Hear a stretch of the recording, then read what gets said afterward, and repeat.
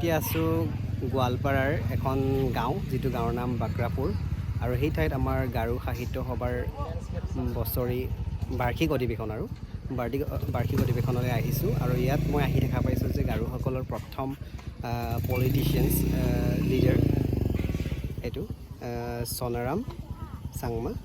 এনে সৰুৰ পৰা নামটো শুনি আহিছোঁ, আজি কিন্তু তেওঁৰ ষ্টেচুটোও দেখা পালোঁ ইয়াত আহি।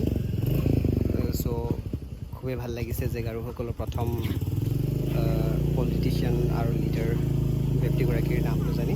এনে বহুত ঠাইত শুনিছোঁ সোণাৰাম চাংমাৰ নামত বহুতখিনি মেমৰিয়েলছ দেখিছোঁ, কিন্তু হয়তো জানিব নিবিচৰাৰ কাৰণে হয়তো কিছুমান কথা জনা নাছিলোঁ, যাৰ ফলত আজি আমি ইয়াত আহি গম পাইছোঁ।